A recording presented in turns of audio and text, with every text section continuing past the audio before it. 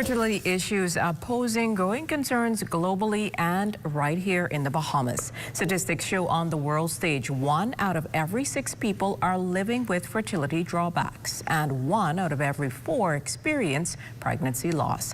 While the conversation is set to be very silent, Dr. Latizia Stuart continues to promote discussions to garner feedback from medical experts on ways to deal with the challenges. She joins us in studio today to shed some light on the gamut concerns.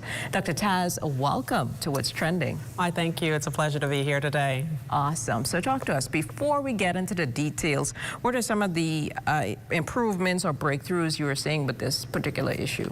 Well, one of the greatest things that I can attribute to some of the work that has been done so far is that we're seeing more women and men come forward and being a little more open in sharing their stories. And that is one of the things I am very big on seeing happen in our country. Folks realizing that they don't have to stay silent in their challenges and knowing that there is hope. That's a great place to start. Now, we know this is a global issue, but where do we stand as a country? So that particular data is not readily available. I am in conversations with the Ministry of Health and Wellness around opportunities for us to have more research done in this specific area. But we know, as you stated earlier, the statistics tell us 1 in 6 globally, and we're a small country in the world. Yes. So that number can be even higher for us. Right, that's something to consider. So you are mounting the 2nd Fertility Empowerment International Conference in April at the Atlantis Resort. So talk to us about how is this conclave structured to benefit those with fertility issues? Yes, so this conclave actually goes beyond even just those that are struggling with fertility issues. We're talking also about our leaders and our business organization leaders, our government leaders, civic leaders, who have individuals in their communities, in their workplaces, and in their groups who could also be struggling, but yet how do they support them? So I want to make sure I put that on the record, that folks know that it goes beyond just those who are challenged with fertility issues. But to share a little bit more about some of the specifics that will be covered, those that may be struggling with PCOS, fibroids, endometriitis, one that many people don't hear about. Not at all. We will have conversation about that. Then there are singles who may be wondering, you know, I plan to have children someday, right? That's what we say. And they may be wondering if there's anything that they could potentially do to preserve their fertility. Okay. We know also that cancer individuals, there are many who are of childbearing age who have to consider what will happen to their fertility if they were to begin chemotherapy treatment, because there is an impact to that as well. And so we'll talk about fertility preservation and things of that nature that can support individuals beyond just even those who are actively trying to conceive.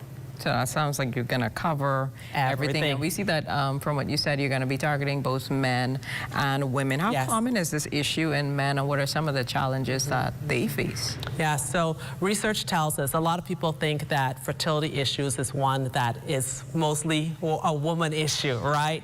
But the data tells us 1 in 3 is because of women, 1 in 3 is because of men, and 1 in 3 is unknown. And so when it comes to, if we look at it, a man and a female could be contributing 50% to the challenge that they may be having in actually conceiving. Wow, that's something to think about.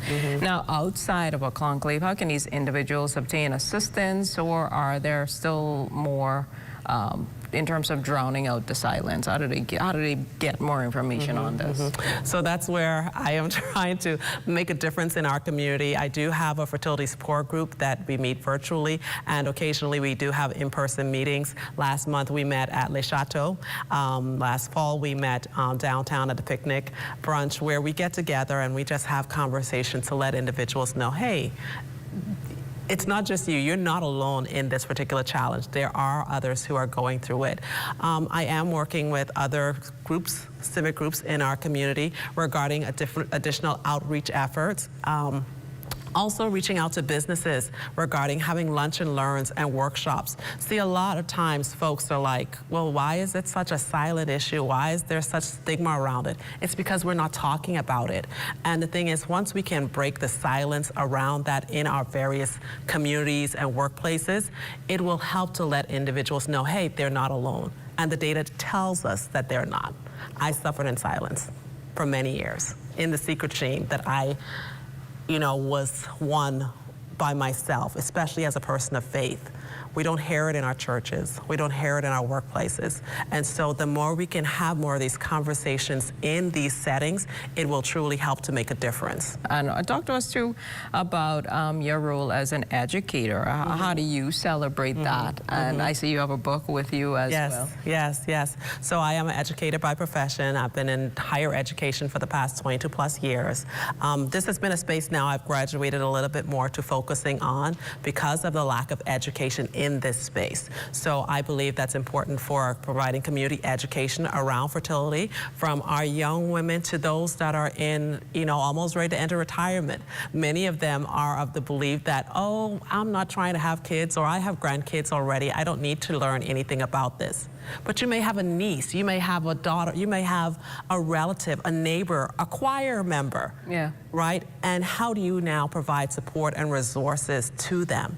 And it's my hope that by individuals coming to this particular conference that we're hosting in April, they can become more educated and empowered on how to serve those that are around them. That seems very fair. Well, Dr. Taz, thank you so much for bearing on what's trending today, and all the best in your future endeavors. Thank you. Well, What's Trending returns in a moment.